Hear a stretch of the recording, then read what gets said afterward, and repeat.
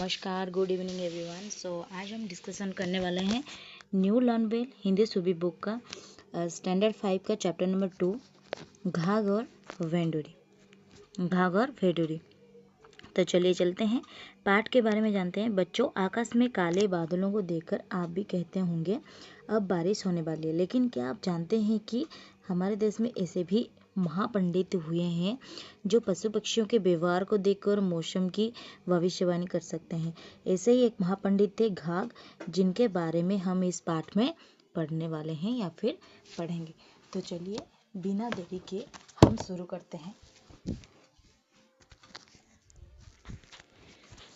कई वर्षों पहले घाघ नाम के एक महान ज्योतिषी थे।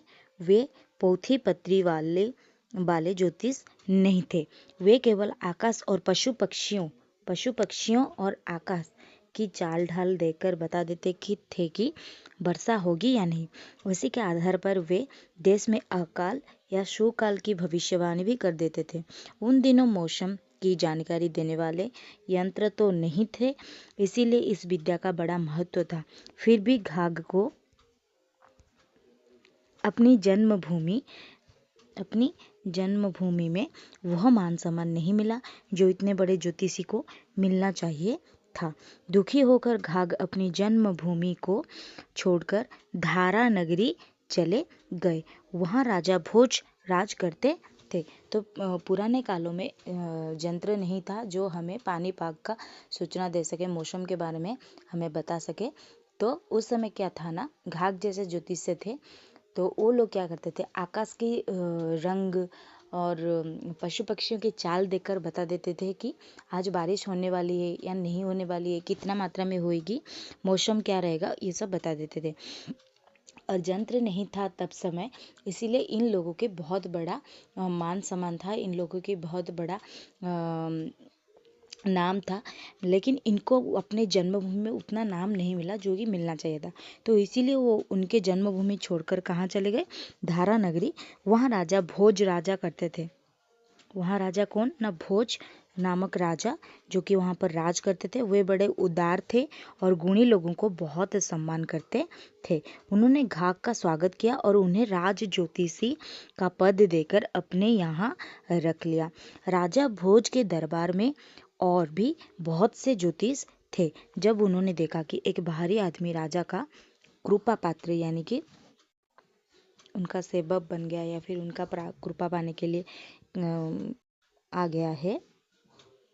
बन गया है, तो उन्हें बड़ी ईर्ष्या हुई।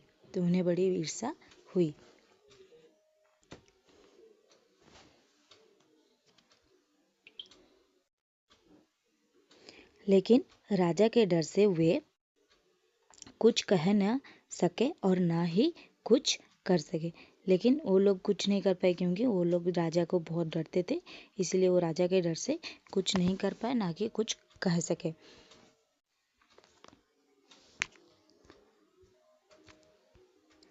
एक बार की बात है, 2 साल तक लगातार वर्षा नहीं हुई। लोगों को लगा कि अकाल पड़ेगा, तो राजा भोज की चिंता होने लगे। उन्होंने अपने राज्य के सभी ज्योतिषियों को बुलवाया और उनसे वर्षा का अनुमान लगाने के लिए कहा। सभी ज्योतिषियों ने अपनी अपनी पोथी पत्री देखी, मिलकर विचार किया और राजा से कहा, राजन का मतलब होता है राजा के लिए जो संबोधन किया जाता है। इस वर्ष तो वर्षा का कोई योग नहीं है।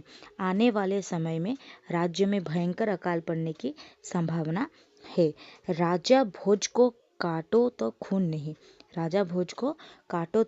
जैसे कि उनको कुछ समझ में नहीं आया कि ये क्या बोल दिए हैं, अकल तो सब कुछ तबाह कर देगा। उन्हें लगा कि ये क्या बोल दिए हैं, ठीक है।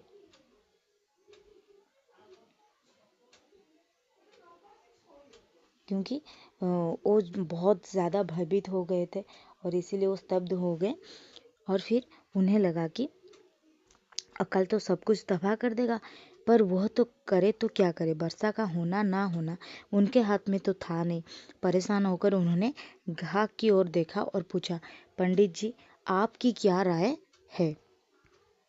तो घाघ ने प्रकृति और आसमान को गौर से देखा। तो घाघ ने क्या किया, प्रकृति को देखा और किसको देखा ना, आसमान को बहुत ही गौर से देखा, यानी कि बहुत ही ध्यान से देखा, ध्यानपूर्वक, और हिसाब लगाया। उनके अनुसार वर्षा का योग बनता था और उनके जो हिसाब लगाया उन्होंने, जो उनके हिसाब से वर्षा होने की संभावना थी। तो उन्होंने सोचा इतने बड़े बड़े ज्योतिष एक स्वर से कह रहे हैं कि वर्षा नहीं होगी, इसीलिए अपनी बात एकदम से नहीं कह देनी चाहिए। अगर इतने बड़े बड़े ज्योतिष जी एक साथ ही बोल रहे कि ये वर्षा इस साल वर्षा नहीं होगी, तो मुझे लग रहा है कि इस साल वर्षा होगी, क्योंकि योग दिखा रहा है वर्षा का संभावना है, जितना मैं देख पा रही हूँ। लेकिन मैं इतने बड़े बड़े ज्योतिषी के एक साथ मना करने के बाद मैं ये बात एकदम से नहीं बोलूँगा। तो देखिए क्या होता है उसके बाद, एक बार फिर हिसाब लगाकर देख लेना चाहिए, या तो वो लोग भी सही हो सकते हैं। साथ ही पशु पक्षियों की चाल ढाल भी देख लेनी चाहिए। बहुत से पशु पक्षी ऐसे होते हैं जिन्हें वर्षा होने का पहले से ही आभास हो जाता है। वर्षा होने से पहले उनकी चाल ढाल और बोली में अंतर आ जाता है। यह सोचकर घाघ ने राजभोज से एक दिन की मोहलत मांगी, यानी कि समय मांगा उसने कि मुझे कुछ दिन के समय चाहिए। घाघ जंगल में गए, घूमते घूमते उन्हें एक गधा दिखाई दिया। तो उसके कान नीचे लटके हुए थे। यह वर्षा का सूचक था। गधा का जो कान है वो नीचे लटके हुए थे। घाघ को लगा उनका हिसाब सही है। दिन कुछ सोचते हुए वो आगे बढ़े। आगे चींटियों का बड़ा दल अपने मुंह में अन्न के कण दबाए तेजी से अपनी बांबी की ओर बढ़ रहा था। कुछ और आगे बढ़े तो देखा कि चिड़िया धूल में नहा रही है। फिर उन्होंने देखा कि चीलों का झुंड गोला बनाकर आकाश की ओर बढ़ता जा रहा है। तो घाघ को अपनी गणित पर पहले से ही विश्वास था, तो वो यहाँ पर सिर्फ परीक्षा करने आए थे कि वो जो हिसाब लगाए उस सही है या फिर गलत। अब वो विश्वास और भी पक्का हो गया। लेकिन दूसरे ज्योतिषियों ने वर्षा न होने और अकाल पड़ने की बात इतनी दृढ़ता से कही थी कि घाघ के मन में अभी भी संशय था, यानी कि थोड़ी सी आशंका या संदेह था। उन्होंने सोचा अभी कुछ और जांच कर लेनी चाहिए। 2-4 कदम आगे बढ़ने पर उन्हें एक नाला मिला। उसके इस पार एक लड़की कुछ बकरियां चरा रही थी। दूसरी ओर एक बूढ़ा आदमी गाय भैंस चरा रहा था। अचानक लड़की चिल्ला कर बोली, बाबा, पशुओं को लेकर जल्दी इस पार आ जाओ, बड़े जोर से पानी बरसने वाला है। तो फिर गांव नाला पार नहीं कर सकेगी। बाबा पशुओं को लेकर इस पार आ गए। उन्होंने अपनी बेटी से पूछा, बेटी, तुम्हें कैसे मालूम हुआ कि बारिश होने वाली है? लड़की ने कहा, बाबा, नाले में टिटहरी ने अंडे दे रखे हैं। नाले में क्या हुआ है ना, टिटहरी जो है वो अंडे दे रखे हैं। वह घबराई हुई अंडों को उठाकर दूसरी जगह ले जा रही है। देखो वो कितनी आवाज कर रही है। इससे साफ मालूम होता है कि वर्षा होने वाली है। सो अब घाघ को अपने हिसाब पर तनिक भी संदेह नहीं रहा। जो भी थोड़ा बहुत था, अब सब संदेह दूर हो गया है। वो नगर में लौट आए। अगले दिन जब राजा दरबार में लगा तो घाघ ने कहा, राजन, आप चिंता ना करें, वर्षा होगी और शीघ्र होगी। राजा ने कहा, यह आप कैसे कह सकते हैं? आसमान में ना बादल है ना बिजली है, तब पानी कहाँ से आएगा? तो आसमान में बादल नहीं ना ही बिजली है, तो पानी कहाँ से आ गया? घाघ ने पूरे विश्वास के साथ उत्तर दिया, मैं कहता हूँ कि वर्षा होगी और मूसलाधार होगी। इतना कहकर घाघ अपने घर चले गए। तो रात हुई। घाघ की निगाह आकाश पर टिकी थी। थोड़ी ही देर में चारों ओर से बादल घिरने लगे। घाघ की खुशी का ठिकाना ना रहा। कुछ ही देर में मोटी मोटी बूंदें भी पड़ने लगी। उसके बाद तो इतनी जोर का पानी पड़ा कि नदी ताल तले उफनने लगे। सब में इतने जोर से पानी भर गया। धरती की प्यास बुझ गई। राजा का डर दूर हो गया। दादुर बोलने लगे। दादुर यानी कि मेंढक बोलने लगे, पपीहे पीयू पीयू चिल्लाने लगे। चारों ओर आनंद की लहर दौड़ गई। राजा ने प्रसन्न होकर सभा बुलाई। घाघ को भी बुलाया गया। घाघ ने सभा को संबोधित करते हुए कहा, याद रखिए, हमारे पशु पक्षी ऐसे यंत्र है जो कभी झूठ नहीं हो सकते। उन्हें ठीक से जानने पहचानने की ज़रूरत है। उनकी बोली हम भले ही न समझे, लेकिन उनके हाव भाव, उनकी चाल ढाल बहुत कुछ कह देती है। राजा ने घाघ को पुरस्कार देकर सम्मानित भी किया। घाघ को जो लड़की नाले पर मिली थी उसका नाम भेडूरी था। घाघ ने भेडूरी से विवाह कर लिया।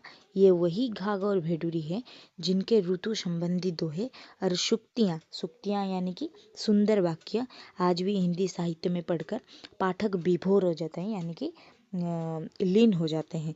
किसान उनके आधार पर मौसम का अनुमान लगाते हैं। आज मौसम विज्ञान ने बहुत तरक्की कर ली है, लेकिन किसानों को आज भी घाघ और भेडूरी के दोहों पर अधिक विश्वास है। घाघ का एक दोहा इस प्रकार है, जब बरसेगा उतरा नाज न खाए कुतरा। इसका अर्थ ये है कि यदि उत्तरा नक्षत्र में वर्षा होगी तो इतना अधिक अन्न होगा कि उससे कुत्ते भी नहीं खा पाएंगे। यहीं तक था आपका घाघ भेडूरी का कहानी। तो चलिए देखते हैं नेक्स्ट। कठिन शब्दों के अर्थ। ज्योतिषी यानी कि नक्षत्रों के अनुसार समय के अच्छे बुरे होने की भविष्यवाणी करने वाला। देन भविष्यवाणी यह बताने की आगे क्या होने वाला है। यंत्र यानी कि मशीन। राजन यानी कि राजा के लिए संबोधन। कृपा पात्र कृपा पाने योग्य, गौर से ध्यान से। वर्षा का योग वर्षा होने की संभावना। आभास अनुमान। मोहलत अवकाश या समय। संशय संदेह। दादुर मेंढक। सुक्तियाँ सुंदर वाक्य। विभोर लीन या फिर तलीन। ठीक है, ये था कठिन शब्द। नेक्स्ट देखते हैं अभ्यास। पहला आएगा श्रुतलेख। श्रुतलेख का मतलब है सुनकर लिखना। ज्योतिषी, भविष्यवाणी, मान सम्मान, कृपा पात्र, ईर्षा, संभावना, प्रकृति, संदेह, मूसलाधार, संबोधित, तरक्की। देन मौखिक प्रश्न का नंबर। घाघधारा नगरी क्यों चले गए? तो चलिए देखते हैं। घाघधारा नगरी क्यों चले गए? घाघधारा नगरी इसलिए गए क्योंकि वे राजा भोज के दरबार में अपनी ज्योतिषीय विद्या और वर्षा के योग से संबंधित ज्ञान का प्रदर्शन करना चाहते थे। देन ख नंबर। राजा भोज के दरबार के घाघ को कौन सा पद मिला?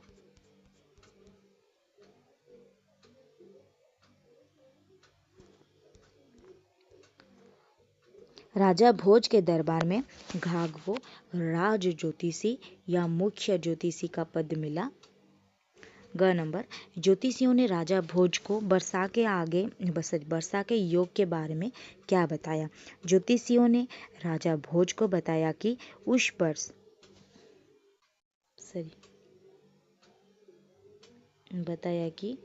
इस वर्ष वर्षा का योग नहीं है, अर्थात अकाल पड़ने की संभावना है। दिन घ नंबर। घाघ वर्षा का योग देखने कहाँ गए? घाघ वर्षा का योग देखने के लिए नाले पर गए जहाँ एक लड़की बकरियां चरा रही थी। दिन वो नंबर। नाले पर बकरियां चराने वाली लड़की का क्या नाम था? नाले पर बकरियां चराने वाली लड़की का नाम भेडूरी था।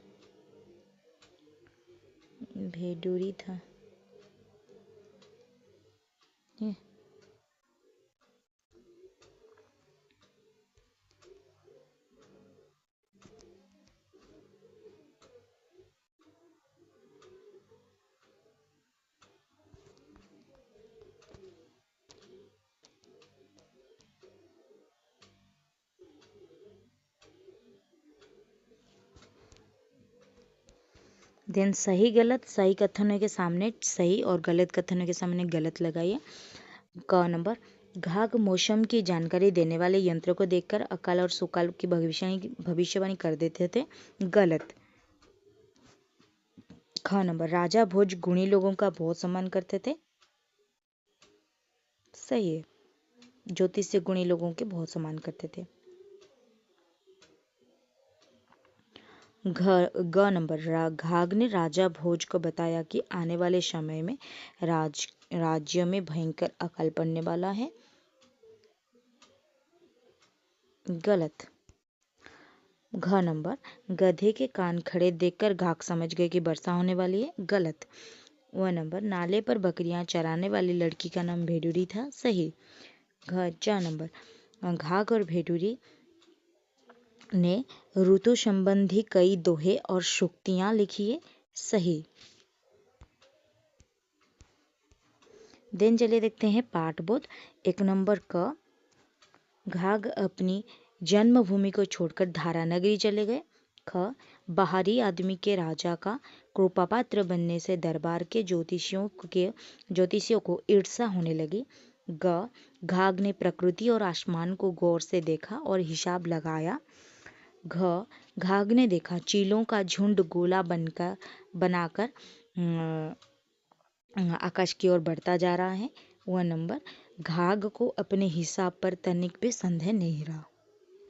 2 नंबर, प्रश्नों के उत्तर लिखिए। क नंबर, घाघ वर्षा का अनुमान कैसे लगाते थे? चलिए देखते हैं।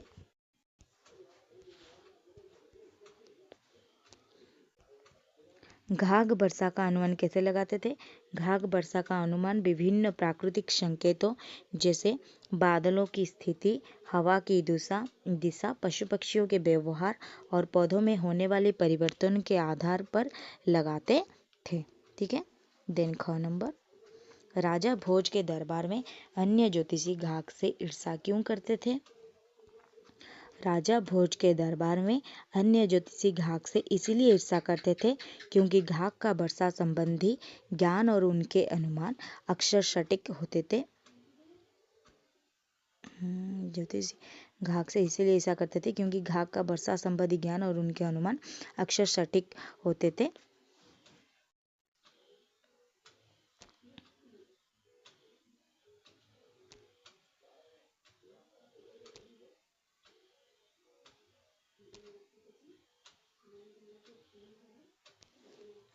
जिससे उनकी अपनी प्रतिष्ठा कम होती थी। ग नंबर, घाघ के हिसाब से वर्षा होने की पूरी संभावना थी, फिर भी उन्होंने राजा भोज को इसके बारे में क्यों नहीं बताया? तो घाघ के अनुमान के हिसाब से वर्षा होने की पूरी संभावना थी, लेकिन जब वो बोलना चाहते थे तब वो देखे थे कि तब तक जितने सारे और अन्य ज्योतिष थे वो लोग राजा भोज जी को बता दिए थे कि इस साल कोई भी वर्षा नहीं होगी, बारिश नहीं होगी और इस साल अकाल पड़ने वाला है। तो वो नहीं चाहते थे कि अगर उनकी हिसाब झूठा निकला तो राजा भोज को दुखी होना पड़े, तो वो अपने हिसाब को परीक्षा करना चाहते थे पहले, फिर उसके बाद राजा के मन में उम्मीद जगाना चाहते थे। इसीलिए वो सही है कि नहीं वो पहले परीक्षा करना चाहते थे, इसीलिए वो एकदम से नहीं बताए। घ नंबर, किन किन आधारों पर घाघ को विश्वास हो गया था कि उनका अनुमान सही है? घाघ को अपने अनुमानों पर विश्वास इसीलिए था क्योंकि वे प्रकृति के विभिन्न सूक्ष्म संकेतों का गहन अध्ययन करते थे और उनके अवलोकन तथा अनुभव के आधार पर उनके पूर्वानुमान अक्सर सही साबित होते थे। वह नंबर, भेडूरी ने वर्षा होने का क्या संकेत बताया? भेडूरी ने वर्षा होने का संकेत के रूप में बादलों के रंग, बिजली की चमक, बादलों की गरज, हवा की गति और दिशा तथा विशेष प्रकार के पक्षियों के व्यवहार जैसे लक्षणों का उल्लेख किया है। आइए विचार करें। पशु पक्षी ऐसे यंत्र हैं जो कभी झूठ नहीं हो सकते, उन्हें ठीक से जानने पहचानने की जरूरत है। क्या आप भी पशु पक्षियों को अपना मित्र जानते हैं या मानते हैं? यदि हाँ तो क्यों? यदि ना तो क्यों नहीं? हाँ, मैं पशु पक्षियों को अपना मित्र मानता हूँ क्योंकि निस्वार्थ प्रेम और वफादारी होते हैं पशु पक्षी। जैसे कि पशु पक्षी बिना किसी स्वार्थ के प्रेम और वफादारी दिखाते हैं, जो मानवीय रिश्तों में कभी कभी दुर्लभ होता है। सेकेंड, मानसिक शांति मिलती है, जैसे कि उनके साथ समय बिताने से तनाव कम होता है और मानसिक शांति भी मिलती है। और थर्ड पॉइंट, मुझे ऐसा लगता है कि प्रकृति का वो एक हिस्सा है, जैसे कि वो अभिन्न अंग है और उनके साथ जुड़ना हमें प्राकृतिक दुनिया से जोड़ता है। देन सीखने का अवसर मिलता है उन सबसे, जैसे कि हम उनसे धैर्य, अनुकूलन और सरल जीवन जीने के बारे में बहुत कुछ सीख सकते हैं। देन भावनात्मक समर्थन, कई पालतू जानवर अपने मालिकों को भावनात्मक सहारा प्रदान करते हैं और अकेलेपन को दूर करते हैं। देन पाठ्यांश पर आधारित प्रश्न, नीचे दिए गए पाठ्यांश को पढ़िए और पूछे गए प्रश्नों के उत्तर लिखिए। वे आगे बढ़े। आगे चींटियों का बहुत बड़ा दल अपने मुंह में अन्न के कण दबाए तेजी से अपनी बाम्बी की ओर बढ़ रहा था। कुछ और आगे बढ़े तो देखा कि चिड़ियां धूल में नहा रही हैं। फिर उन्होंने देखा कि चीलों का झुंड गोला बनाकर आकाश की ओर बढ़ता जा रहा है। तो पाठ्यांश पर आधारित प्रश्न के उत्तर। चींटियां अनाज कहाँ इकट्ठा कर रही थी? तो उत्तर है चींटियां अनाज अपनी बाम्बी की ओर ले जा रही थी। 2 नंबर, चीलों का झुंड आकाश की ओर कैसे बढ़ रहा था? चीलों का झुंड आकाश की ओर गोला बनाकर बढ़ रहा था। 3 नंबर, चींटियों के समूह के लिए एक शब्द लिखिए, दल या झुंड। दल या झुंड। देन 4 नंबर, आकाश के 2 समानार्थी शब्द लिखिए, गगन और नभ। देन भाषा से पाठ से 4 प्रश्नवाचक वाक्य ढूंढकर लिखिए। ये आप खुद ही कीजिएगा। 2 नंबर, नीचे दिए गए शब्दों के विलोम शब्द लिखिए। सम्मान, असम्मान, बाहरी, अंदरी, भीतरी या फिर अंदरूनी। आकाश का, धरती, अकाल का, शुकाल, आनंद, निरानंद, विश्वास, अविश्वास। 3 नंबर, सही उत्तर के सामने ठीक का निशान लगाइए। क नंबर, फूलों का समूह को क्या कहलाता है? फूलों का समूह को गुलदस्ता कहलाता है। ख नंबर, खिलाड़ियों का समूह क्या कहलाता है? दल। ग, लोगों का समूह को क्या कहलाता है? भीड़। घ, गाय भैंसों का समूह को क्या कहलाता है? झुंड। व, नोटों का समूह क्या कहलाता है? गड्डी। अंगूरों का समूह क्या कहलाता है? गुच्छा।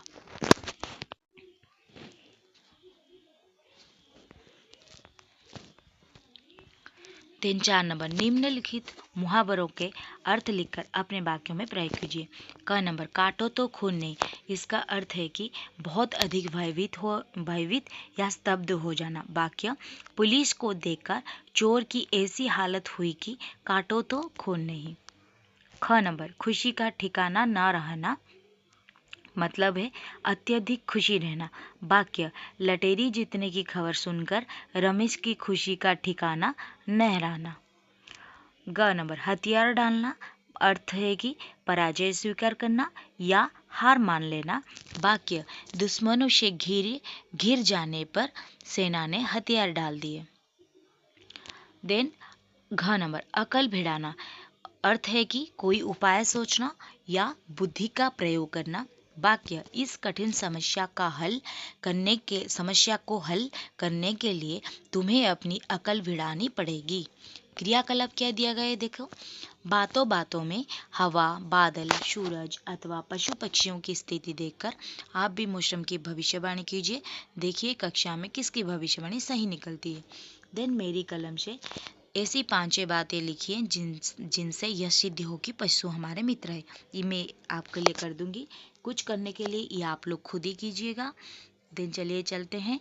मेरी कलम से जो दिया गया है, पशु हमारे मित्र है, ये कैसे सिद्ध करते हैं? 5 बातों दिखाइए। पहला बात, भावनात्मक सहारा।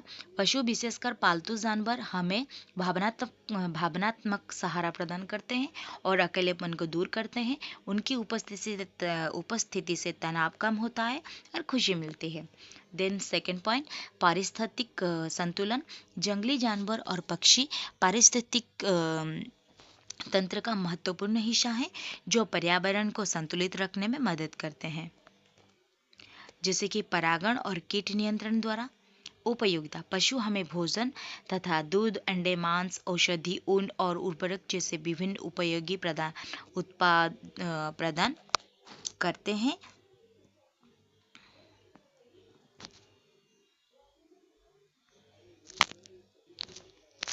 जो मानव के लिए आवश्यक है। देन मनोरंजन और खेल। कई पशु मनोरंजन के लिए स्रोत होते हैं, जैसे पालतू जानवरों के साथ खेलना या वन्य जीवों को देखना जो हमें खुशी और आनंद देते हैं।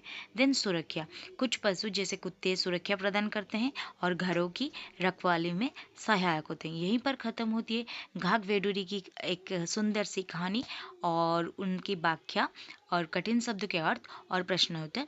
अगले वीडियो में मिलते हैं और एक नए चैप्टर के साथ। मैं हूँ सरोजिनी दास, आपके सहायता के लिए मैं और भी ऐसे ऐसे नए वीडियो बनाऊंगी। वीडियो अच्छी लगी तो लाइक, शेयर एंड कमेंट जरूर कर लेना। Thank you so much.